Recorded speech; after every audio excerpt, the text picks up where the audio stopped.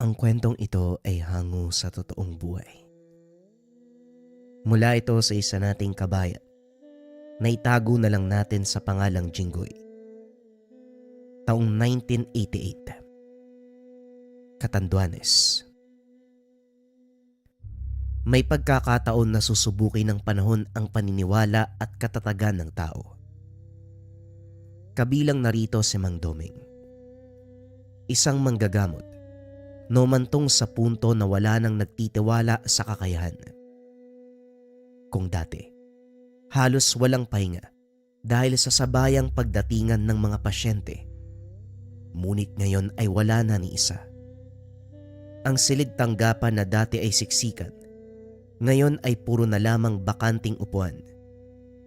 Dahil dito, unti-unting nawalan ng gana sa tungkulin. Tatay, maliwalas ang panahon, pero yung mukha nyo parang pinagsukluban ng langit. Kung inaalala nyo ang dating buhay, wag ho kayong panghinaan. Darating ang araw, babalik din sila sa inyo. Wika ni Jinggoy. Jinggoy, malabo nang magyari yun. Siguro tapos na ang yugto kung saan kinilala ko ng mga tao bilang manggagamot. Panahon na yata para ibaling ang pansin sa ibang bagay. Igugugol ko na lang ang oras sa pagsasaka para lumago ang pananim natin. Napapabayaan na rin eh. Sa kabila ng sagot ng matanda, mahihimigan ni Jinggoy ang lungkot. Mahal na mahal ng ama ang panggagamot. Nag-aral sa larangan salip na eskwelahan kung saan matututunan ang mga bagay-bagay para maging handa sa hinaharap. Maraming nilabag sa pamilya. Sinuway ang mga magulang. Nagsakripisyo para lang matupad ang hinahangad. Ngayon na biglang nagbago ang takbo ng panahon, nawala ng pag-asa si Mang Doming. Napabuntong hininga si Jinggoy habang tinatanaw ang ama sa sakahan. Busma ng oras sa pagsasaka. Hindi may kakaila na nasabik sa nakasanayan. Kaso wala nang ni isang pasyente ang dumating. Kasabay nito ang panibugho at inggit sa kakilalang manggagamot. Kabaliktaran kay Mang Doming ang nangyari. Dati walang nagtiwala. Ngayon lahat nagkakandara pa para lang magpasuri. Ito rin ang naisip ni Jinggoy, na baka may ginawa ang matanda para maungusan ang ama niya. Pero winaksi. Dahil hindi kaaya-ayang pag-isipan ng masama ang kapwa, pinagpalagay na lamang na nagkataon. Pare, magandang umaga. Grabe, madaling araw pa lang. Marami ng tao sa tahanan ni Mang Mariano. Parang sa tatay mo lang dati. Ewan ko ba, hindi naman sana magaling ang taong yun pero pinipilahan. May pagbabago ba sa panggagamot niya? Parang katulad lang ng dati. Yung bang lalapatan ng dahon ng bahagi may karamdaman. Mawawala pagkalipas ng ilang araw. Pero hindi pa rin eh. Wika ni Jomar. Bakit ka ba nagtataka? Magmula nung isang taon, ganyan na ang lagay ng buhay ni Mang Mariano. Siguro sa paglipas ng panahon lalong gumagaling sa larangan. Hamak na mas mahusay naman yung tatay mo. Sa tingin mo ba nagkataon ng lahat ng to? Isipin mo nung si tatay mo pa ang dinarayo ng mga tao, kapansin-pansin ang inggit ng Mang Mariano. Minsan na nga siyang nahuli na ninakaw ang mga gamit eh. At saka, galing din yan sa angkan na mamambabarang. Malay natin, meron siyang ginagawang ritual. Aga pa, pero ang taas na ng lipad ng isipan mo. Mabuti pa samahan mo ako mamaya. Magpapagiling ako ng mais. Marami kaya kakailanganin ko ng tulong. Nga pala, nakuha mo ba yung sulat ni Mang Rafaelo? Sa susunod na buwan, magtataas ng taripa. Sunod-sunod ang pagkasira ng mga bangka niya kaya kailangan ng pondo. Nagtataas na naman ng taripa ang kalbong yan. Baka nakakalimutan niyang sobrang bigay natin Hayok talaga sa pera. Isa pa yung problema Ang dami na nating iniisip, dumadagdag pa. Ikaw ba, magbabayad ka? Ano pa nga ba? Wala naman tayong bangka eh. Wala rin tayong kakilala sa kabilang isla eh. Si Mang Rafaelo lang ang malakas dun. Kung hindi tayo kakapit sa kanya, wala tayong kikitain. Napakamot na lang ng ulo si Jomar.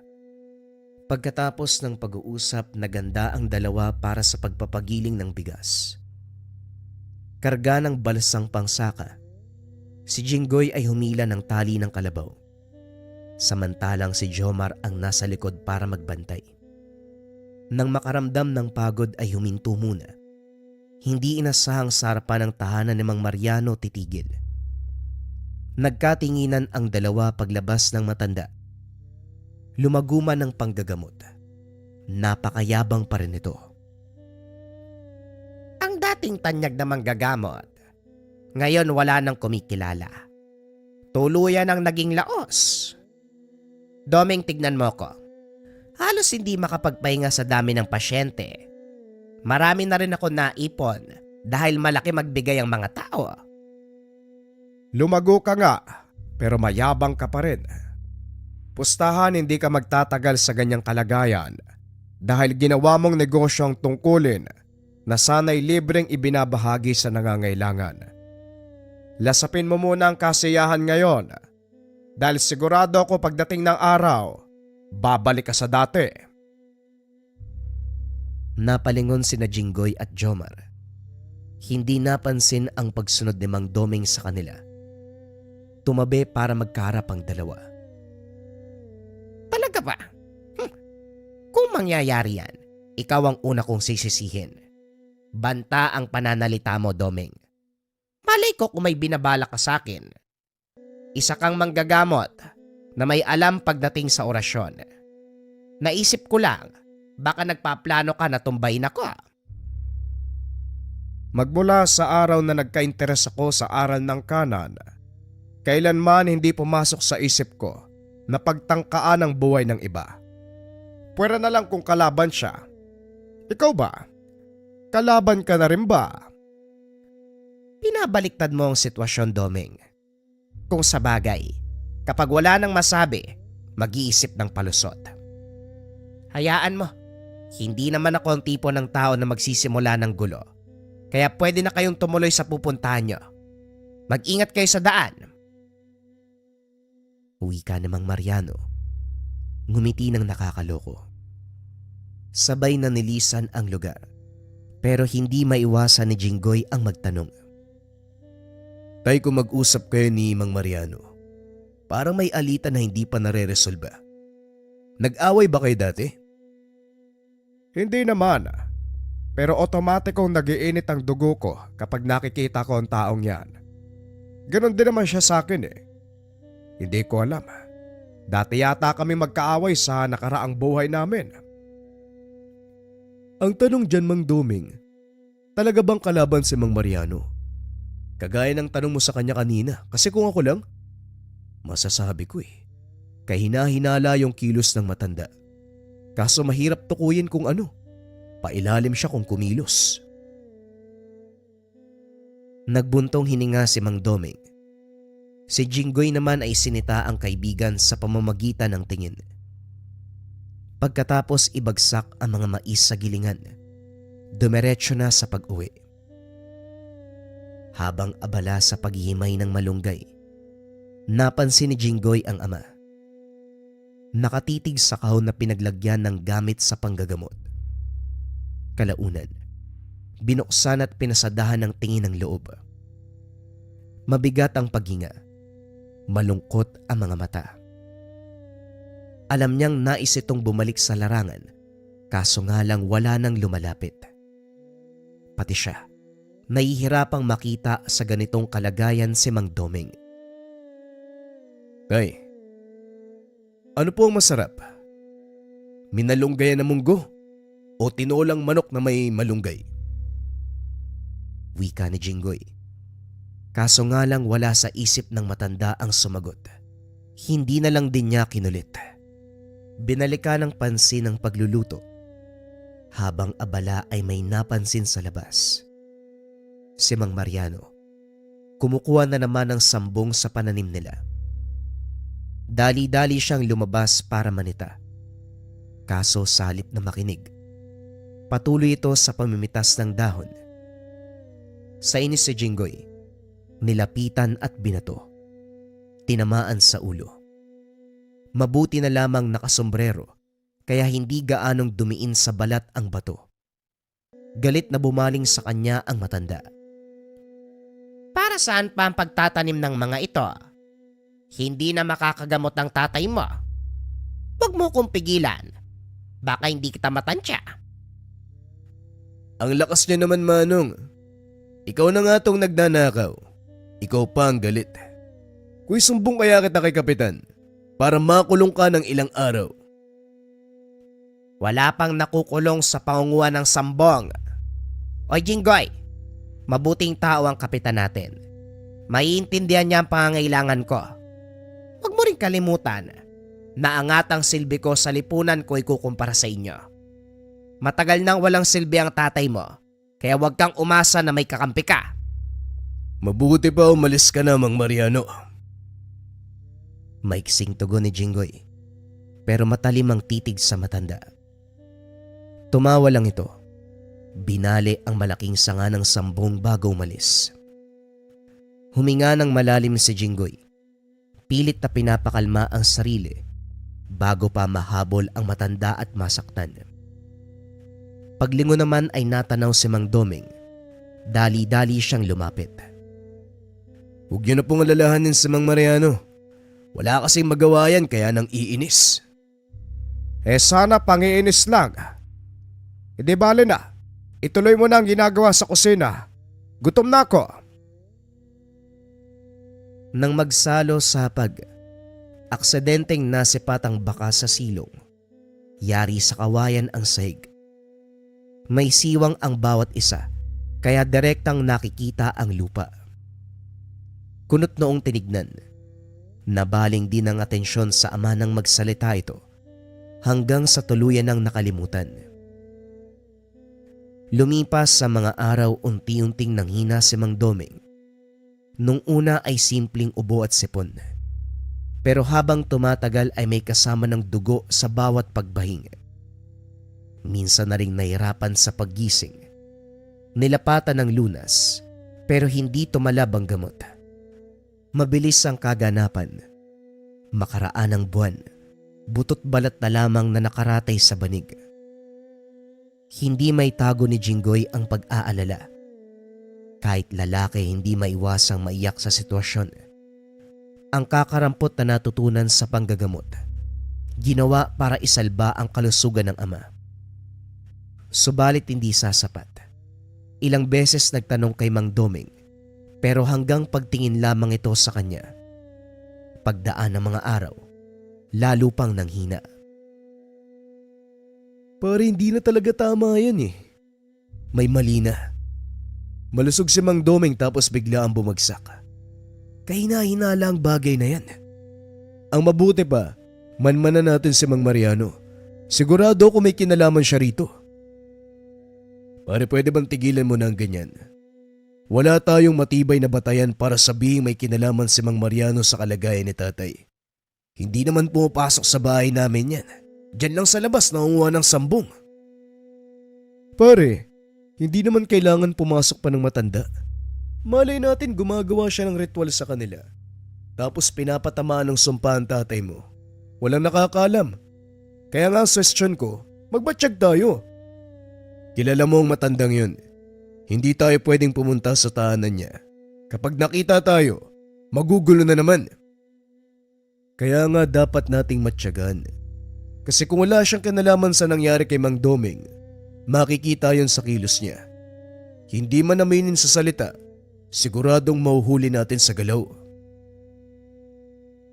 Napabuntong hininga si Jinggoy.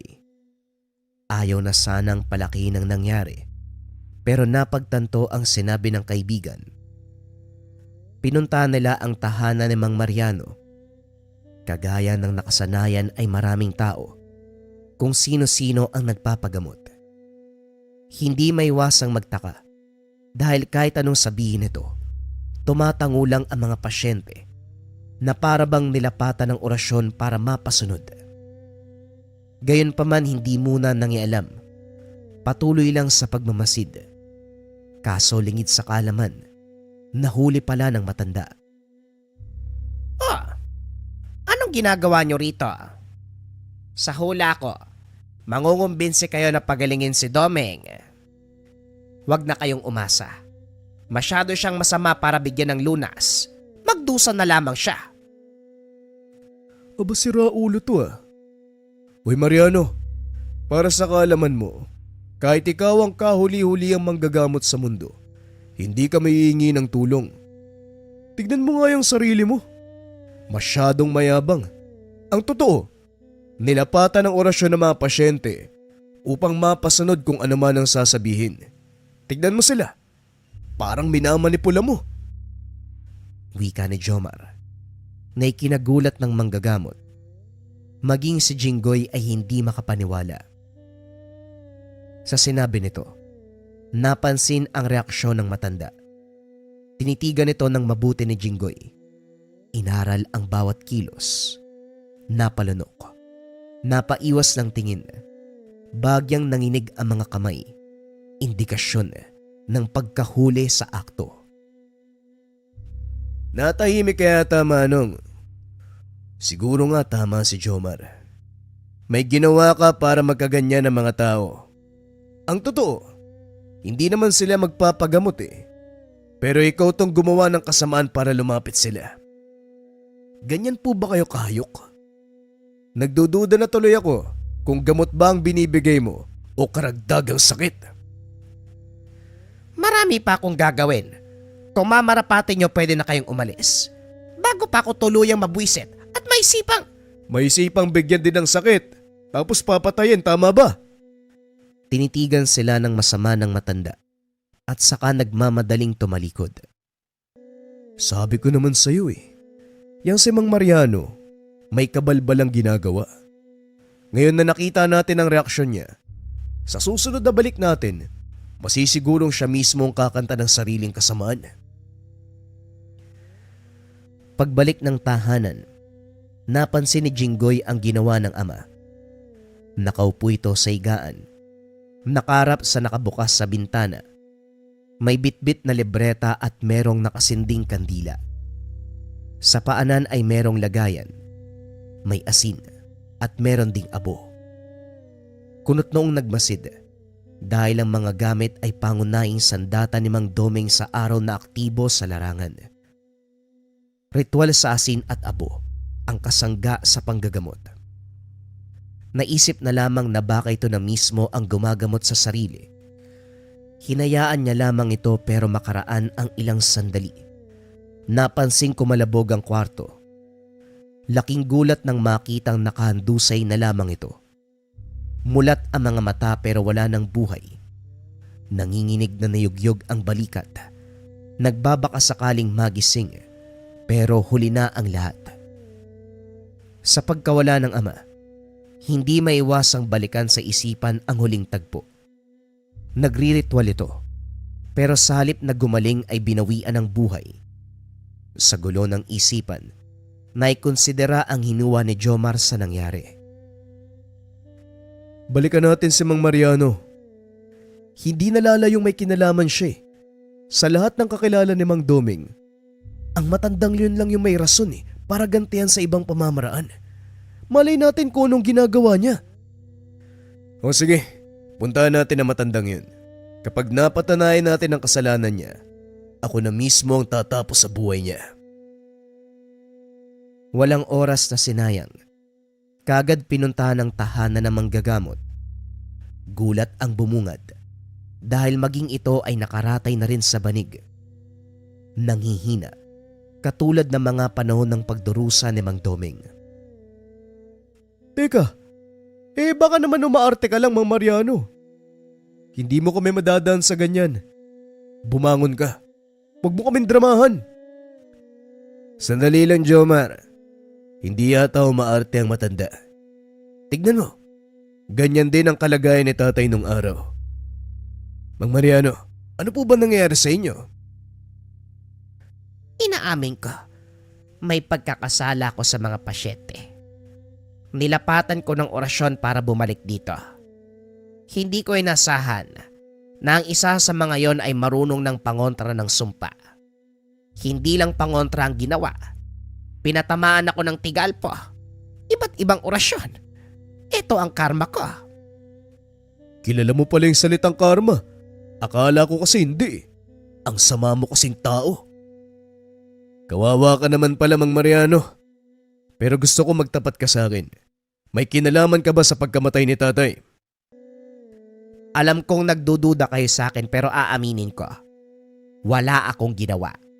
Wala akong kasalanan at wala akong kinalaman sa pagdurusa ni Domeng.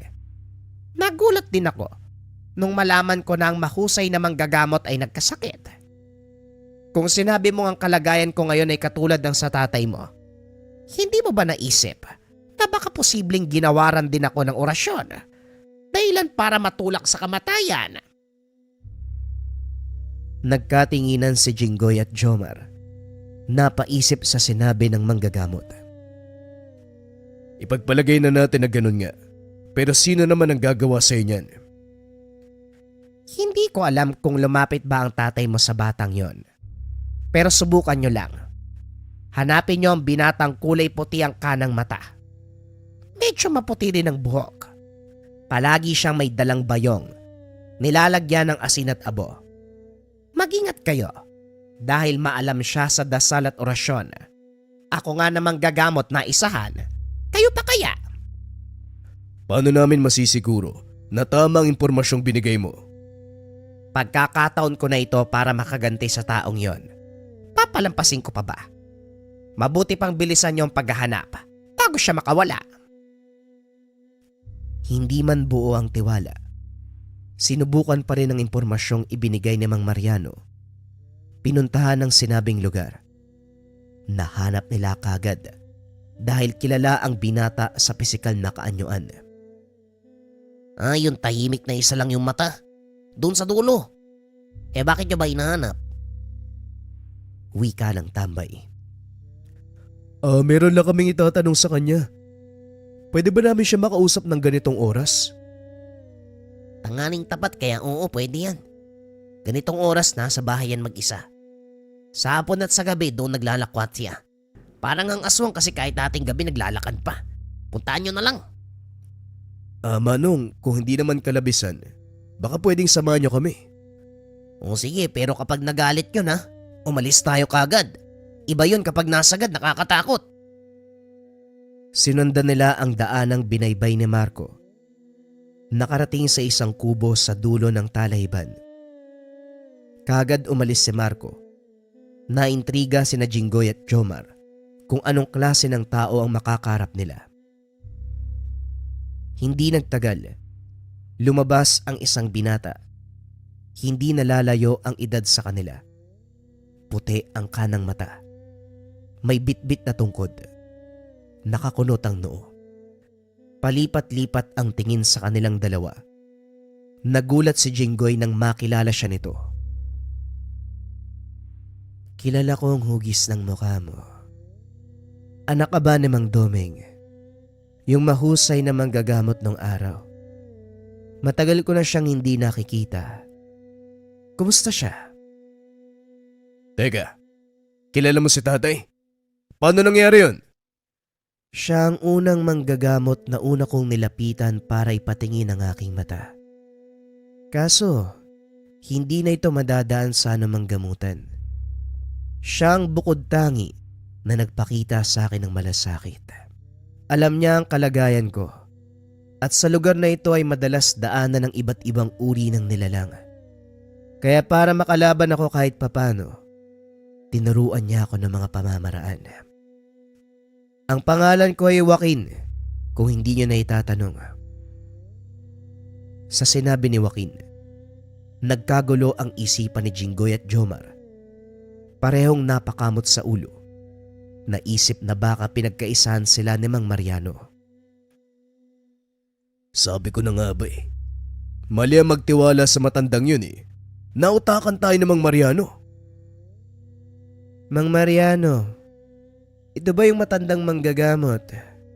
Yung inaamag dati pero kalaunan ay dinumog. Bakit? Anong ginawa niya sa inyo? Siya ang nagsabi sa amin na hanapin ka. Kakamatay lang ni Mang Doming mula sa hindi matukoy na kalagayan. Pati si Mang Mariano, nasa bingit na ng kamatayan. Ang sabi niya, kinontra mo ang ginawa niya sa mga pasyente tapos sinamahan mo ng tigalpo at iba pang mga sumpa. Dahilan para magdusa siya ngayon. Ubod ng samang budi ng taong yun. Naintriga ako sa usapan na isa siyang mahusay. Lumapit ako sa pagbabakasakali na may balik ang paningin ng kanang mata ko. Kaso nalaman ko niloloko niya ang mga tao.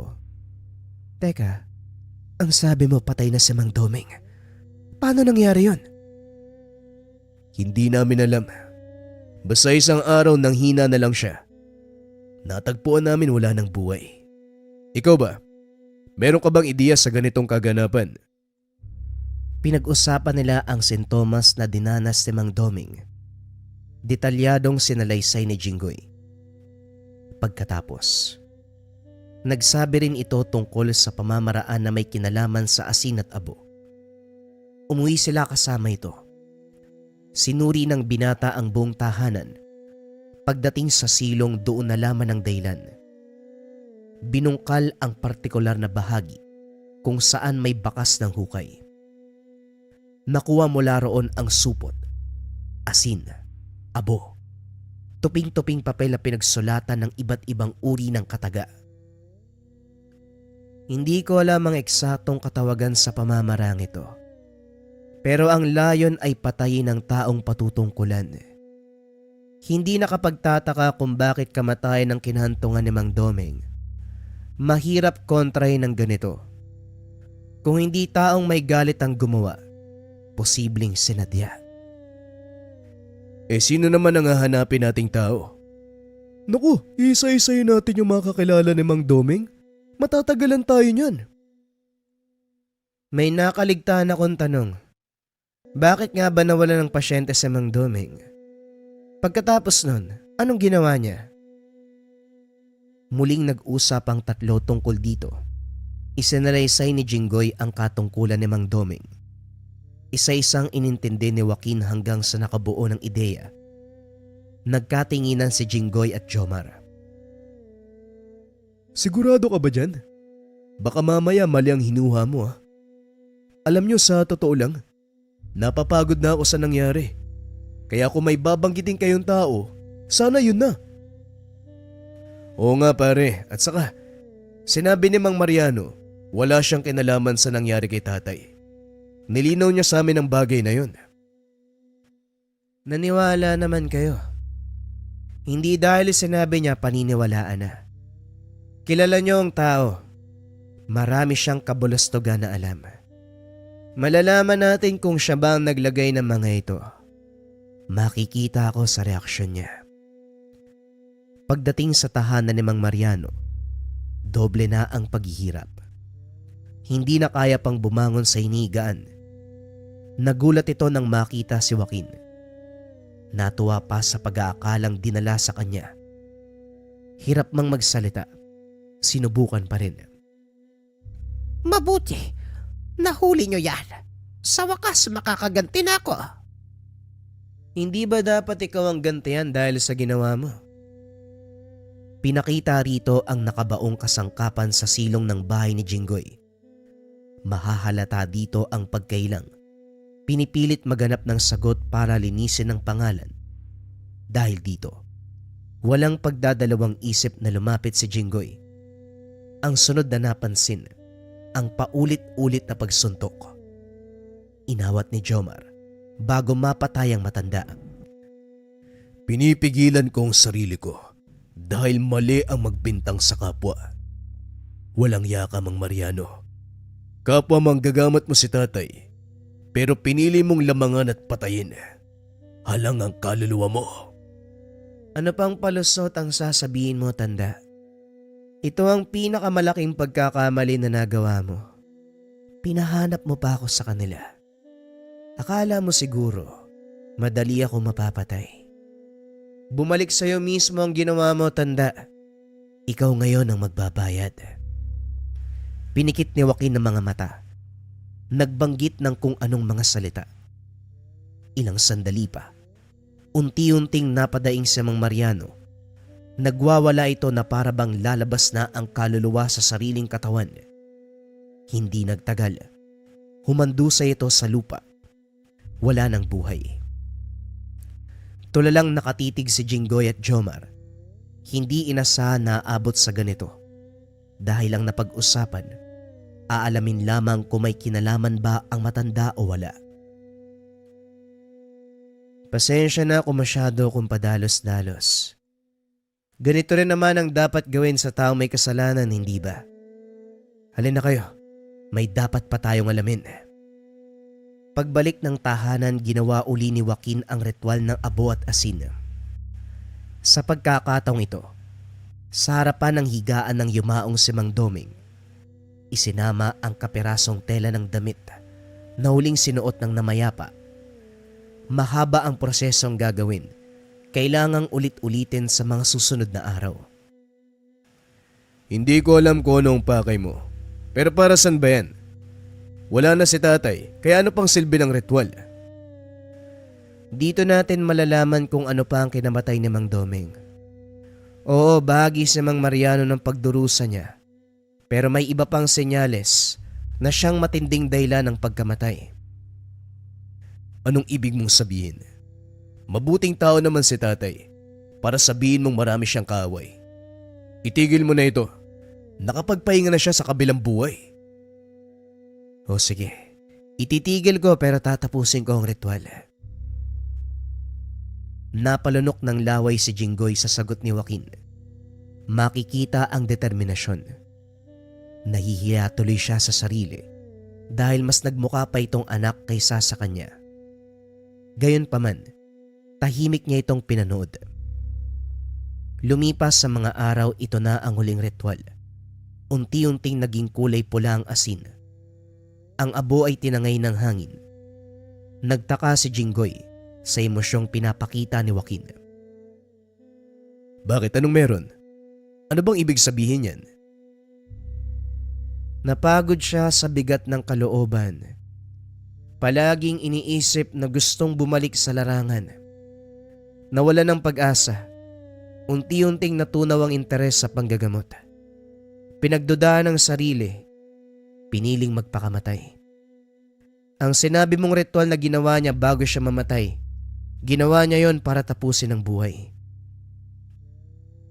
Nawala ng balanse si Jinggoy. Kusang bumagsak ang sarili matapos marinig ang sinabi ni Joaquin. Hindi siya nakapagsalita. Bumalik sa alaala ang mga sandaling naghihirap ang ama. Aminado siyang nalulungkot ito. Pero lingid sa kaalaman, nilamon ng kalungkutan at ang malala pa. Piniling tapusin ang buhay kaysa lumaban. Kilala ko siya bilang malakas na tao eh.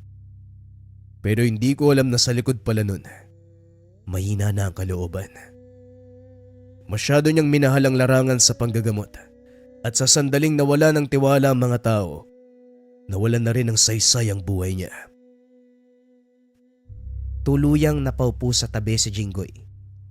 Katulad ni Joaquin, hindi makapaniwala na sinukuan ng yumao ang sarili.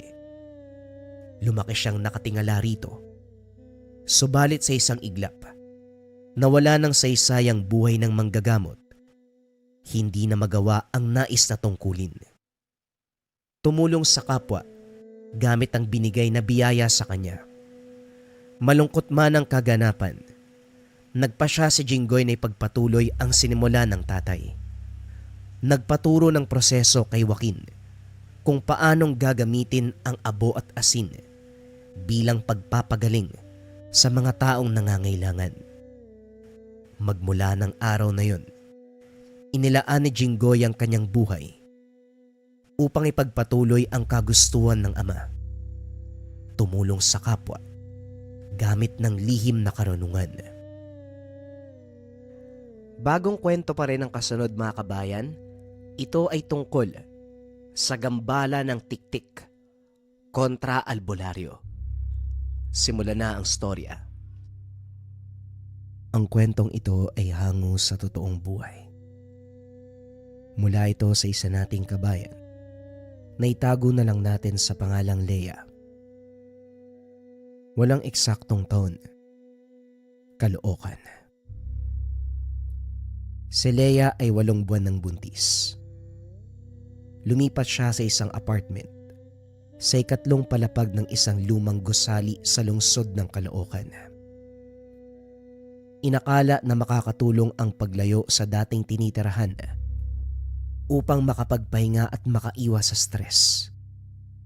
Kaso nga lang mula nung lumipat sa apartment, may ibang presensya sa paligid. Tahimik ang gusali, maraming bakanting unit. Matagal bago merong nakasalubong sa pasilyo.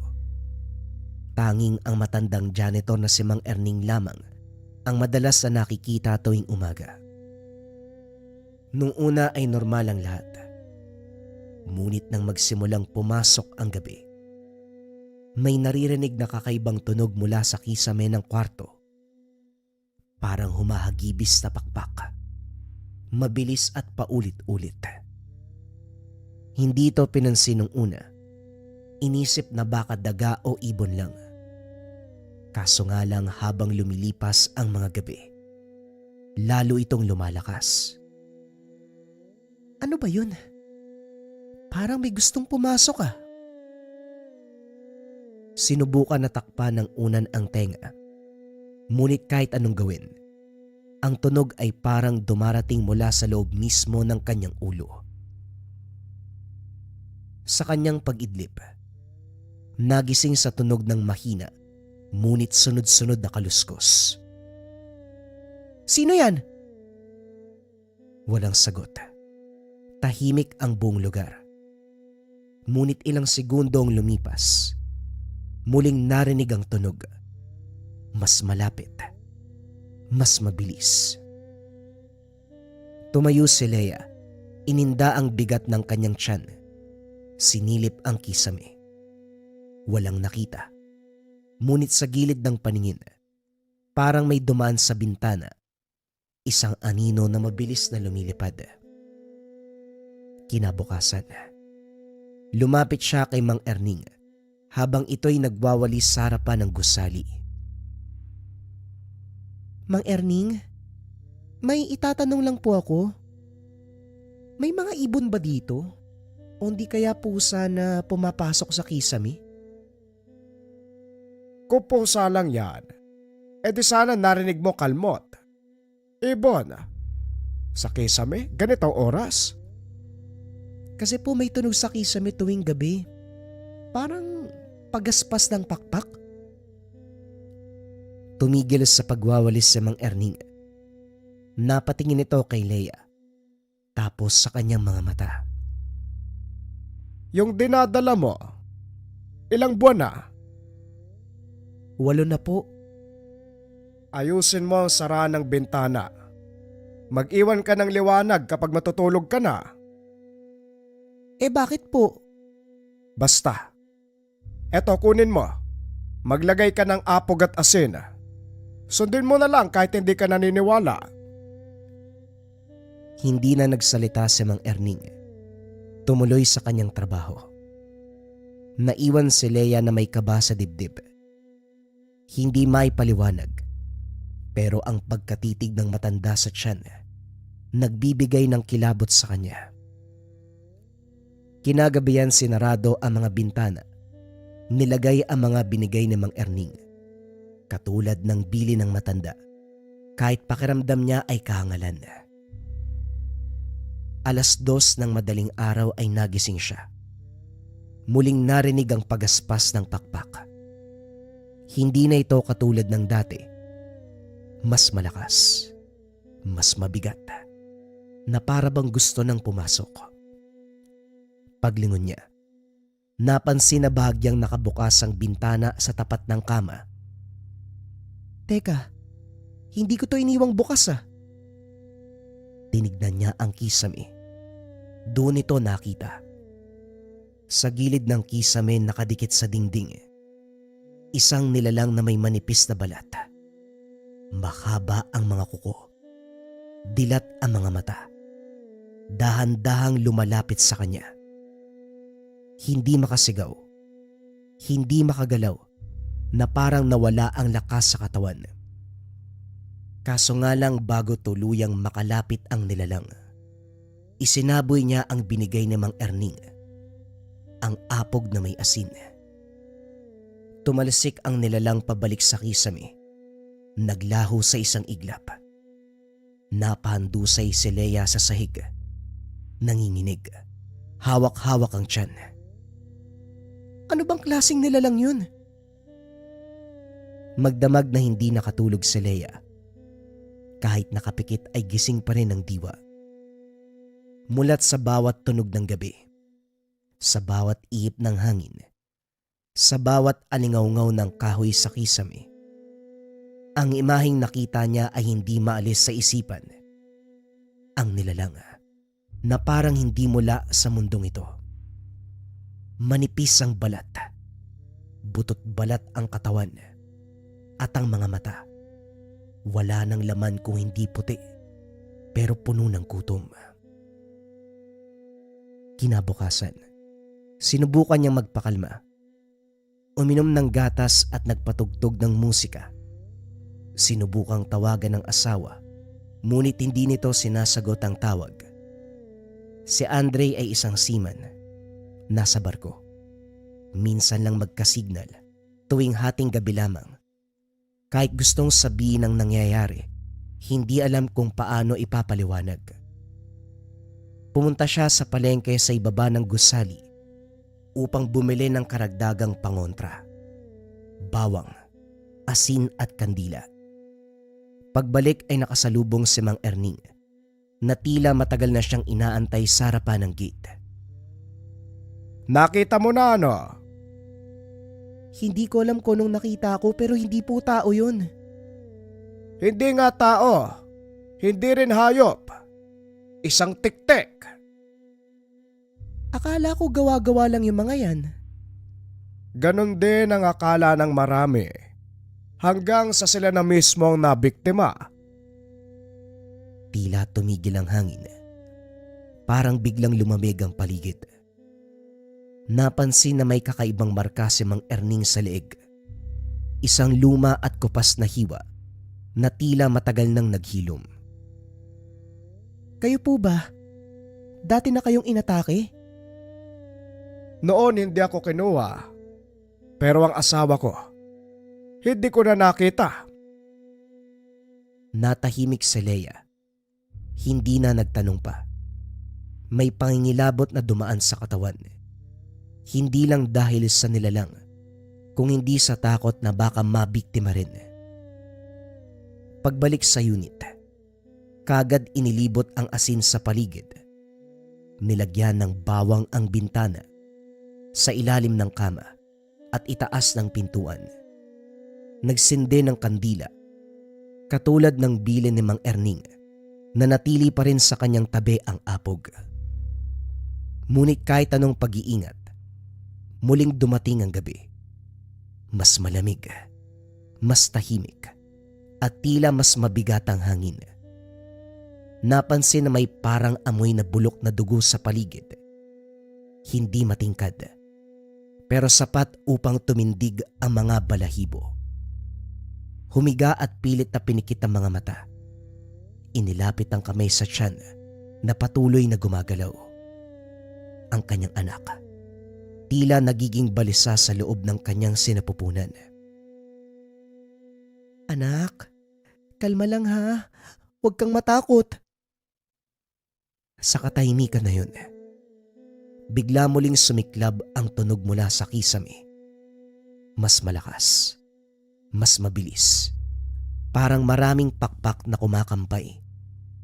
Kasunod nito ang kaluskos ng kuko sa kahoy. Palapit ng palapit sa ibabaw ng kama. Bumangon at mabilis na kinuha ang kandila. Itinapat ang liwanag sa bawat sulok. Walang lumilitaw ngunit naroon ang tunog. Ang pagaspas, ang lagitik, ang mga yabag ng isang nilalang na parabang napakaraming paa. At sa hindi inaasahang sandali, unti-unting gumagalaw ang kisame. Para bang may bagay na dumudungaw sa maliit na butas sa gitna ng kahoy. Isang mata na purong puti. Lumalabas. Tumititig. Umalis ka! Umalis ka dito! Kinuha ang asin. Inihagis pa itaas. Kasabay ng pagsaboy nito, ang matinis na sigaw mula sa kisame. Kagad nang lumisan ang nilalang. Nawala ang tunog. Hindi siya panatag dahil alam na babalik ito. Hindi to titigil hanggat hindi nakukuha ang gusto. Kinabukasan hindi na napigil ni Leia ang kaba. Pakiramdam ay hindi na sapat ang bawang, asin, kandila. Kailangan maintindihan kung ano ang nilalang na kinakaharap at kung paano ito mapipigilan. Kaya napagpa siya na bumaba at magpunta sa barangay. Doon sa isang sulok ng lumang aklatan, may mga nakatagong dokumento tungkol sa kasaysayan ng gusaling tinitirhan. Habang binubuklat niya ang mga lumang aklat, mapa at mga tala, may isang luma at kupas na artikulo na kumuha ng pansin.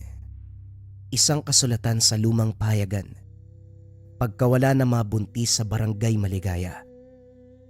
Sa ilalim nito, may larawan na kulay itim at puti. Ang eksaktong gusali na tinitirahan niya ngayon. Ayon sa nakasulat, mahigit 40 taon na ang nakalipas. 3 buntis ang sunod-sunod na nawala mula sa 3 palapag. Wala ni isang bakas. Walang tugo. Walang ebidensya. Sa gilid ng pahina, may isang bahagi kung saan nakapanayam ang dating may-ari ng gusali. Ayon sa kanya, may mga naririnig silang tunog ng matalim na pakpak sa gabi. May mga alingasngas na nagmumula sa kisame. Dahil sa sunod-sunod na insidente, isinarado pansamantala ang buong palapag. Nanlalamig si Leia habang binabasa ang bawat linya. Hindi ito kwento o pamahiin lamang. Totoong may mga taong nawawala. Totoong may koneksyon sa lugar na iyon. Hindi lang pala ako'y nakakaranas nito. Nanginginig na binalik ang impormasyon sa kabinet. Lumabas ng aklatan. Umupo sa sementadong bangko sa labas. Pinipilit mag-isip. Isa siyang normal na tao na walang alam sa mahika at walang kapangyarihan. Isang buntis na babae lamang na gustong iligtas ang anak. Pagkawi, dumiretso sa unit. Siniguradong mas maayos ang pagkakasara ng bintana. Pinako ang mga tabing. Nilagyan ng asin at apog ang buong kwarto. Naglagay ng bawang hindi lamang sa sulok, kundi maging sa loob ng drawer at sa ilalim ng kama. Sa pagkakataong ito, ayaw na niyang makaligtaan ang kahit isang detalye. Bago isara ang pintuan, nakita niya si Mang Erning. Mang Erning, totoo po ba yung nabasa ko? May mga buntis na nawala sa gusaling ito? Hindi lahat ng kwento ay sinusulat sa libro. Pero totoo yon.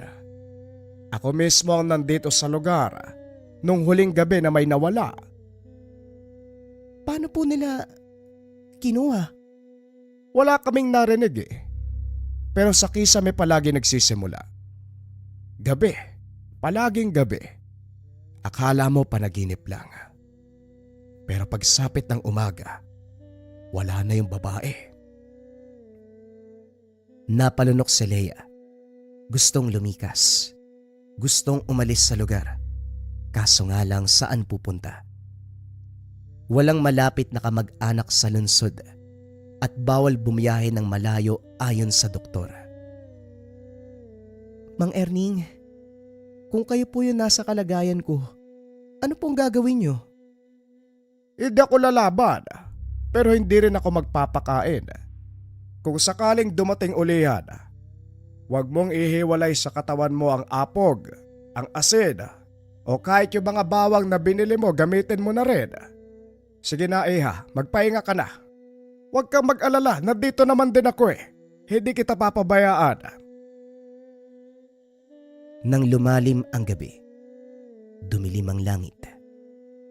Nang mas mabilis kaysa karaniwan, bumuhos ang ulan. Kasabay ng malalakas sa kulog, kumikidlat. Sandaling nawalan ng mga ilaw. Nagmamadaling nagsindi ng kandila si Leia. Isinuot ang kwintas na habak. Isa ito sa ibinigay sa kanya ni Mang Erning. Dahan-dahan itong naupo sa kama. Hawak-hawak ang maliit na kutsilyo. Naroon na rin ang lahat ng pangontra.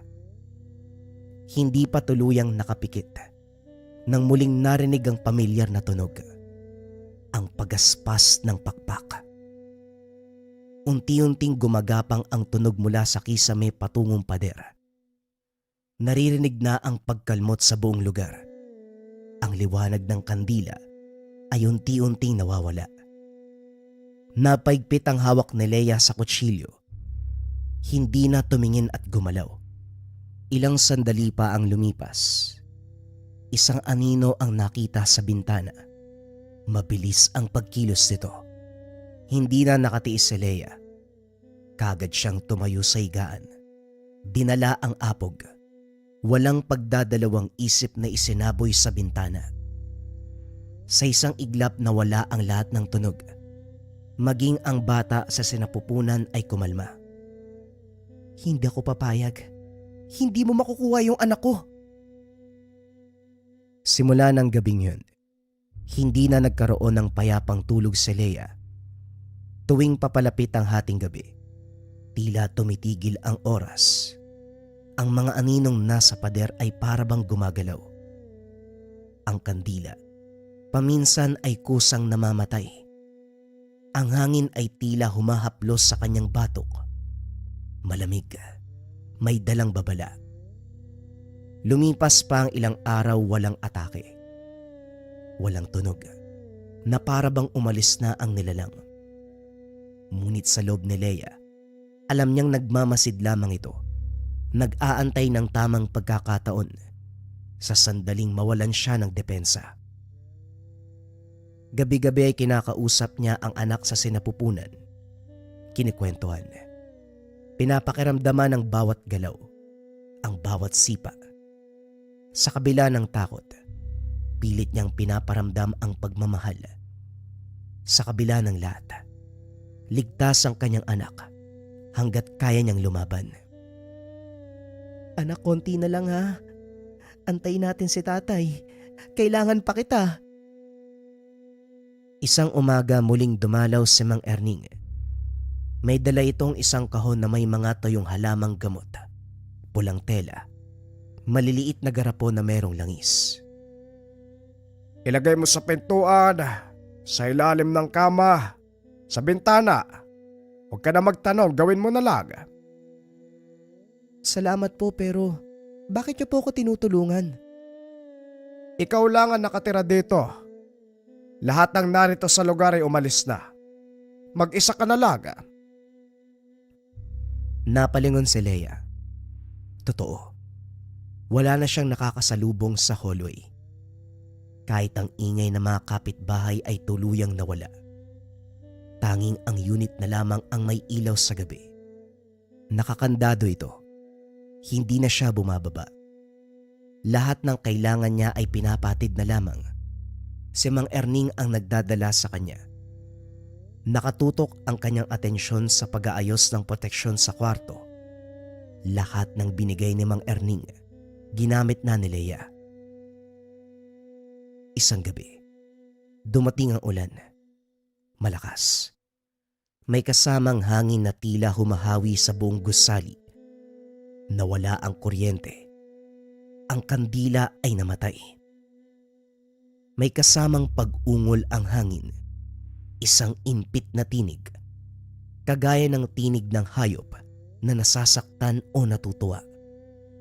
Muling narinig ang pagaspas. Pero ngayon ay mas marami na. Naririnig niya ang bawat pagkalmot sa buong lugar. Hindi siya makagalaw. Niyakap ang sarili habang pilit na pinapalakas ang kalooban. Ang mga yapak ay tumutunog, parang mga kuko kung saan-saan. Umalis kayo! Hindi niyo makukuha yung anak ko! Inilabas ang kutsilyo. Isa lang ang laman ng isipan. Huwag mawala ng ulirat. Dahil kapag nakatulog, kapag bumigay ang isipan, doon sila papasok. Muli ang bintana ay bumukas. Isang itim na kamay ang dumungaw. Mahaba ang kuko. Itim ang balat. May kasamang amoy ng dugo. Dumaan ito sa siwang. Marahan. Parang hindi alintana ang mga pangontra. Tumalsik ang kandila. Napatayo si Leia. Hawak-hawak nito ang kutsilyo. Tuluyan niyang nakita ang itsura ng nilalang. Mukha lang itong tao, pero purong itim ang balat. May pakpak. Lumalapit ito ng dahan-dahan sa kanya. Tinitigan si Leia. Muling gumalaw ang kanyang anak sa loob ng sinapupunan. Isang malakas na sipa na parang tumutol sa pagkilos ng halimaw. Hindi tumitigil ang nilalang. Ngunit biglang bumukas ang pintuan. Dumating si Mang Erning. May hawak itong sulo. Amoy ng pinagsamang insenso, dahon ng sambong at langis. Huwag mong gagalawin ng babae! Napatras ang nilalang. Sa lakas ng usok at liwanag, napilitang umatras, dahan-dahang umalis, papunta sa bintana. Napayak si Leia hindi sa takot, kung hindi sa pagod. Sa lahat ng kanyang tiniis, ngayong gabi ang pinakamatindi. Akala ko po, mamamatay na ako eh. Hindi pa. Ang sabi ko naman sa'yo, nandito rin ako para protektahan ka. Dinala ni Mang Erning si Leia sa kabilang palapag, kung saan naroon pa ang isang lumang unit na dating gamit ng mga madre nung araw. Doon muna siya pansamantalang maninirahan habang hinahanda ang paglabas ng bata. Ngunit kahit na malayo sa dating kwarto, alam ni Leia na hindi pa rin siya ligtas. Dahil kung ang tiktik, nasundan siya sa gusaling ito, ano pa kaya ang kayang gawin ng nilalang kung tuluyan siyang nanghina? Ang unit sa ikalawang palapag ay may ibang amoy. Hindi katulad sa itaas. May halimuyak na mga halamang gamot, lumang kahoy, at parabang naroon ang presensya ng mga taong matagal nang nawala. Ayon kay Mang Erning, ito ang dating silid ng mga madre nung panahon ng Kastila. Ginawang taguan ng mga buntis nung panahon na maraming nawawala. Tahimik si Leia habang inililipat ang ilang gamit. Wala siyang naiuwi mula sa itaas kung hindi ang kanyang damit, ilang bote ng tubig at mga personal na bagay.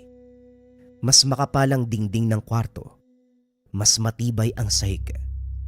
At higit sa lahat, wala itong kisame na pwedeng pasukan. Konkreto ang bubong, diretso ang semento. Doon siya pansamantalang namalagi. Sa unang 2 gabi tahimik ang lahat. Walang kaluskos, walang tunog. Para bang bumalik ang katahimikan. Ngunit hindi tuluyang nawala ang kaba. Sapagkat alam ni Leia, ang katahimikan ay kadalasang nauuna bago ang unos. Nagsimula siyang managinip. Sa bawat gabi siya'y nakapikit. Tila naroon pa rin sa dating kwarto. Parang lumalakad sa pasilyo ng sariling alaala. Naroon siya. Naroon ang nilalang. Hindi to tumatakbo. Hindi sumusugod. Tinitignan lang siya na parabang nag-aantay. Ang mga mata, kahit walang itim, alam niyang masama ang hangarin. Ika-4 na gabi, muling bumisita si Mang Erning. May dala itong lumang peraso ng papel, galing sa isang lumang aklat na nasunog na. Basahin mo. Lahat ng nilalang ay hayop. Ang ilan, marunong mag-intay. Sa papel ay nakasulat ang mga salita. Hindi to Tagalog, hindi Bisaya at hindi rin Latin. Ngunit may salin. Ang tiktik ay hindi lang basta nilalang. Isa itong anyo ng kagutuman, sa laman, sa buhay at liwanag. Hahanapin ito ang mahina, ang nag-iisa at ang hindi naniniwala. Natigilan si Leia. Hindi siya mahina, hindi rin siya nag-iisa. At higit sa lahat, kahit natatakot siya, hindi niya hahayaan na mamatay ang anak. Kung ganun, bakit ako pa yung tinutugis niya? Dahil sa panganay mong anak, pinakamasarapang laman na yan para sa mga aswag. Hindi ikaw ang gusto niya, Leia, kung hindi ang bata sa sinapupunan. Napahawak si Leia sa kanyang tiyan. Bigla siyang nakaramdam ng bahagyang kirot, kasabay ng paggalaw ng sanggol. Parang naramdaman ng bata ang sinabi ng matanda. Dumating ay ka-6 na gabi. Sa labas bumuhos ang ulan. Napalibutan ng kulog ang paligid. Muling nawala ng kuryente ang gusali. Sa silid, tanging liwanag ng kandila ang nagsisilbing tagapagbantay. Habang nakaiga si Leia, isang tunog ang gumising sa kanya. Hindi na ito pakpak, kundi tinig. Hindi man maintindihan ang sinasabi nito. Habang tumatagal, tila may bakas itong bumabaon sa kanyang balat. Bawat pag-ulit ng tunog ay parang palihim na hinihila ang kanyang ulirat, ang kanyang lakas, ang kanyang paniniwala. Ramdam ni Leia ang kanyang tuhod ay nanghihina. Ang mga daliri ay nanlalamig. Ang kanyang anak sa sinapupunan, paulit-ulit na gumagalaw na para bang takot na takot. Tumayo siya, nanginginig. Kinuha ang isang dakot ng asin at apog. Inihagis ito sa gilid ng pader kung saan nang gagaling ang tunog. Doon niya nakita ang unti-unting paglabas ng manipis na lamat. Parang may matulis na kuko. Inuukit ito mula sa kabila. Kagad siyang kumilos. Pilit niyang isinandal ang aparador sa pader. Kahit halos hindi na siya makalakad, hindi alintana ang bigat ng tiyan. Hindi ininda ang pulikat ng binti. Nilalabanan niya ang takot ng katawan para lang maitukod ang huling hadlang sa pagitan niya at ng kung anumang nilalang na naroon. Ilang sandali pa tumigil na ang boses. Ngunit ang katahimikan ay hindi matatahimik. Sa halip, sinundan ito ng pagkaluskos sa loob ng aparador mismo na para bang may gumagapang na anino sa sulok ng silid. Paikot, pataas. Inikot ni Leia ang katawan. Hawak pa rin ang kandila. Hawak pa rin ang asin sa isa niyang kamay. Huminga siya ng malalim. Isinandal ang likod sa pader. Hindi siya pwedeng umatras. Naroon ang aparador. Naroon ang lamat. Biglang sumiklab ang ilaw ng kandila para bang tinamaan ng hangin mula sa loob ng lupa. At sa kisame kahit sementado, may aninong gumagalaw. Pabilog, papalapit, tumitibok kasabay ng tibok ng kanyang puso. Isang tunog ng matulis na kuko na tumama sa ilalim ng kama. Mabilis, pasulpot-sulpot. Mula sa likod ng aparador, lumitaw ang itim na daliri. Huwag kang lalapit sa akin! Ibinuhos niya ang natitirang apog. Napasigaw ang nilalang. Isang angil na parang sinisilaban. Kasunod nito, unti-unting umurong. Ang mga anino sa kisame ay huminto. Ang mga anino at tinig ay unti-unting nawawala. Tanging tunog ng ulan na lamang ang naiwan sa gabi. Naupo si Leia sa sahig. Basang-basa ng pawis. Hindi dahil sa init kung hindi sa takot. Tinignan niya ang aparador. ang lamat sa pader at ang sanggol na patuloy na gumagalaw sa kanyang tiyan. Niyakap ang sarili, walang luhang lumalabas. Sa halip katahimikan, isang uri ng panata sa sarili. Hindi siya titigil hanggat buhay pa. Sa labas lumamig ang gabi. Dahan-dahang bumalik ang hangin sa pagiging natural. Pumusyaw ang ulan, tumigil ang kulog. Sa wakas ay napapikit na, hindi para matulog, kundi para huminga. At sa unang pagkakataon sa ilang araw, ang kanyang anak ay kumalma sa sinapupunan. Nagising si Leia bandang 7:00 ng umaga. Ang araw ay tila mas maliwanag kaysa dati. Ang liwanag na pumapasok sa bintana ay hindi na kulay abo, kundi para bang ginto. May sinag ng kapayapaan. Alam niyang isa lang itong pagitan, isang panandaliang paghinto bago muling bumalik ang gabi. Habang iniinit niya ang tubig para sa almusal, muling dumating si Mang Erning.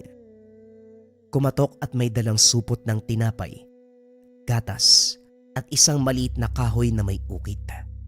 O ito, dagdag mo sa mga pangontra. Mas mabuti nang mas marami para hindi pumalya. Maraming salamat po, Mang Erning ha. Hindi ko po alam kung paano pa ako makakatagal. Gusto ko lang po matapos to. Malapit na. Ang tanong, handa ka na bang dumating ang kapanganakan mo? Napatingin si Leia sa kanyang tiyan. Malapit ng manganak. Ilang linggo na lamang. Ngunit alam niyang hindi lang katawan niya ang kailangang ihanda, kundi ang buong pagkatao. Makalipas ang 3 araw, nagsimulang sumakit ang tiyan ni Leia. Una ay mahina lang, parang pulikat. Pero habang tumatagal ay palakas ng palakas. Ramdam niya na paparating na ang araw ng panganganak. Sinubukan niyang humingi ng tulong sa barangay, kaso nga lang walang nakuha. Maging si Mang Erning, hindi niya makita. Mabigat na ang langit, maging ang hangin, na para bang may dalang masamang balita. Lumipas ang hapon, pagsapit ng 7:00 ng gabi. Halos hindi na makalakad si Leia. Ang sakit ay sunod-sunod na. Para bang may humihila sa loob ng kanyang tiyan. Alam niyang kailangan niyang manganak, pero wala siyang kasama. Napilitan siyang gumapang papunta sa mesa kung saan naroon ang emergency kit at kandila. Inilatag niya ang mga gamit sa sahig, malinis na tubig, tuwalya, maging ang malilinis na aparatos. Sinarado ang pintuan, inilagay ang mga pangontra sa kama. Ang bawang ay nasa ilalim ng kanyang unan. Nagsindi siya ng 4 na kandila, isa sa bawat sulok ng silid. Pagkatapos ay humiga siya, hinihingal at umiiyak. Walang makasama, walang tumutulong. Ngunit alam niyang kailangan itong gawin para sa anak. Anak, 2 lang tayo ah. Huwag kang bibitaw.